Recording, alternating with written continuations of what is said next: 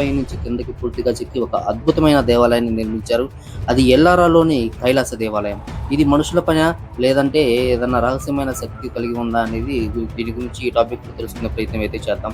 కైలాస దేవాలయం మహారాష్ట్రలోని ఎల్లోరా గుహల్లో ఉంది. ఇది 8వ శతాబ్దంలో రాష్ట్రకూట రాజు కృష్ణ నిర్మించాడని చరిత్ర చెబుతుంది.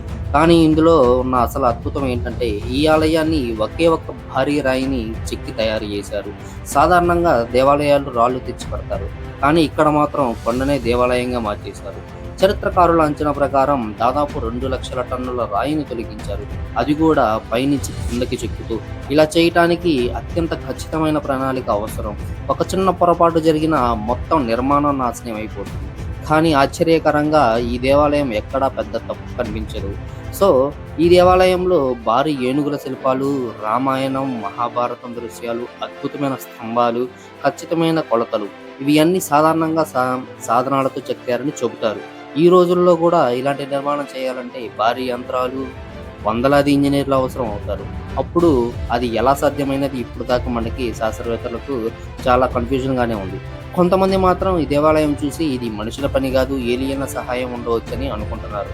ఎందుకంటే నిర్మాణం అద్భుతమైన సమతుల్యతలో ఉంది. కొలతలు చాలా ఖచ్చితంగా ఉన్నాయి. అతి తక్కువ సమయంలో పూర్తి చేశారని వాదనలు ఉన్నాయి. కానీ శాస్త్రవేత్తలు మాత్రం ఇది మన పూర్వీకుల ప్రతిభ, గణితం, ప్రణాళిక వల్ల సాధ్యమవుతుందని చెబుతున్నారు. కైలాస దేవాలయం మనకు విషయాన్ని తెలియజేస్తుంది. ఆధునిక టెక్నాలజీ లేకపోయినా మన పూర్వీకులు అసాధారణ జ్ఞానం, ప్రతిభ కలిగి ఉన్నారు. ఇది ఏలియన్ల పని అని మీరు అనుకుంటున్నారా? లేదా భారతీయుల ప్రతిభ అని నమ్ముతున్నారా? మీ అభిప్రాయం కామెంట్ రూపంలో తెలియజేయండి. ఇలాంటి రహస్యాలు తెలుసుకోవాలంటే మా ఛానల్ని సబ్స్క్రైబ్ చేసుకోండి. సో ఇలాంటి చిన్న చిన్న టాపిక్లు మనకి షార్ట్ అండ్ స్వీట్గా మీకు అందించే ప్రయత్నం అయితే నేను చేస్తాను. సో ఇలాంటి కైలాస పర్వతం లాంటి వీడియోస్ ఇంకా చాలా అధునాతనికమైన వీడియోస్ మీకు కావాలంటే మన ఛానల్ని అయితే సబ్స్క్రైబ్ చేసుకోండి. పక్కనే ఉన్న బెల్ ఐకాన్ని మాత్రం కంపల్సరీ ఆన్లో పెట్టుకోండి. ఇది మాత్రం మర్చిపోవద్దు. సో ఈ వీడియోని ఇంతటితో ముగియడం అయితే జరుగుతుంది. Please support my channel Chennupalli diaries.